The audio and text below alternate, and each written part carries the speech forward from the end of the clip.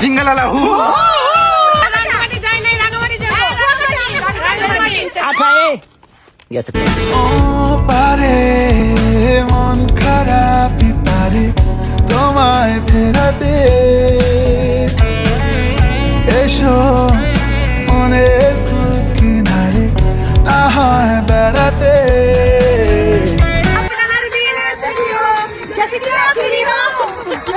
আসসালামু আলাইকুম, কেমন আছেন সবাই? আজকে আমাদের সাজেকের দ্বিতীয় দিন। ঘুম থেকে উঠে সবাই রেডি হয়ে নাস্তা করে রওনা হয়ে যায় কংলাক পাহাড়ে যাওয়ার জন্য। বাট ওইখানে গিয়ে আমার শখের ফোনটা হাত থেকে পাথরের উপর পড়ে যায়। কি আর করার, একটু আনন্দ করতে গেলে আবার দুঃখ তো আসে। তো সবাই মিলে আমরা সাজেক 0 কিলোমিটারে বসে পিকচার ভিডিও তুলতেছিলাম। এটা অনেক ফেমাস আমার কাছে মনে হয়, কারণ যারাই সাজেকে যায় তারাই এখানে এসে ছবি তোলে। কংলাক পাহাড়ে যাওয়ার আগে এখানে কিছুক্ষণ সময় নিয়ে তারপরে আবারও সিএনজি নিয়ে চলে আসি। পাহাড়ি এলাকার সবকিছুই যেন খেতে ভালো লাগে, বিশেষ করে ফলমূলগুলো। পাহাড়ি কলা আমার খুবই পছন্দের, তাই দেখার সাথে সাথে আগে কলা খাওয়া শুরু করছি আমি, মুস্কান সহ সবাই। সাজেকে আসলে মন ভালো করার জন্য বেস্ট একটা জায়গা। এত সুন্দর ওয়েদার পেয়েছি আমরা, একটুকু গরম পাই নাই, আবার মেঘও পেয়েছি। ভোরবেলা দিকে তো মেঘ মনে হয় রিসোর্টের সামনে এসে পড়ে থাকে। যাই হোক, শরবত খাওয়া শেষে আমরা ফ্রেন্ডরা মিলে সবাই একটা রিলস ভিডিও করতেছিলাম, টিকটক ভিডিও করতেছিলাম বলতে পারেন। বন্ধুরা যদি জীবনে থাকে তাহলে আমার মনে হয় আনন্দের কোনো কমতি থাকে না। জীবনে বেঁচে থাকতে হলে বন্ধুর খুব প্রয়োজন। বিপদ আপদ আসবে, বন্ধু হেল্প করবে। বন্ধুরাই বিপদে ফেলবে, তারাই হেল্প করবে। আমার কাছে মনে হয় বন্ধুদের জন্যই আমরা বেশি বিপদে পড়ি, আবার বন্ধুরাই আমাদেরকে বিপদ থেকে উদ্ধার করে। সবাই মিলে বাঁশ নিয়ে নিলাম, মানে এখন আমরা কংলাক পাহাড়ের উপর উঠবো। পাহাড়ি মানুষগুলো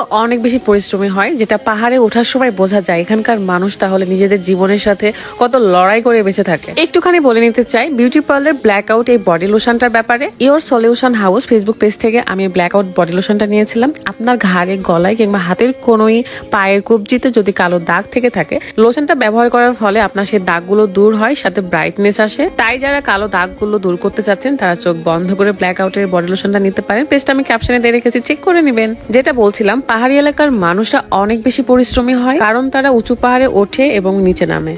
জিঙ্গালালা হু আমরা এখানে সবাই মিলে মজা করতেছিলাম, তো ভাবলাম দেরি না করে ওঠা যাক।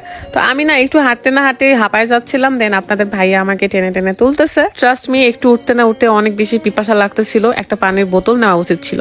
যাই হোক, সেই চলে এসেছি উঁচু পাহাড়ে। আমাকে এখানে দেখতে কেমন লাগছে একটু বলেন তো? বাঁশ যে আমি ঘাড়ে নিয়েছি, মাঝে মাঝে আমরা নিজেরা জেনে শুনে বাঁশ ঘাড়ে নিই। ঠিক বললাম তো?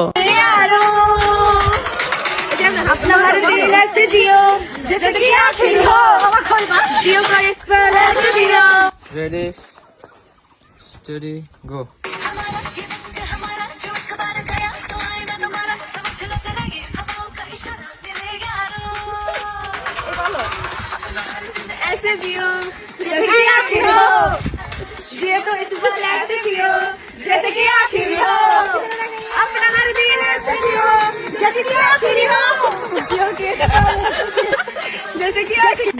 নেক্সট ট্যুর কোথায় হতে পারে?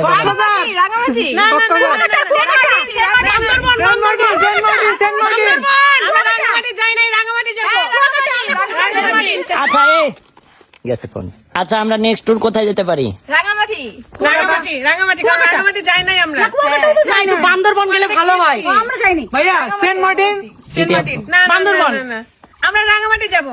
দেই গোড়ার ঘাস। দর্শক যা বলবে সেটা হবে, এগুলার কথা শুনতে পারবে না। রাখলাম।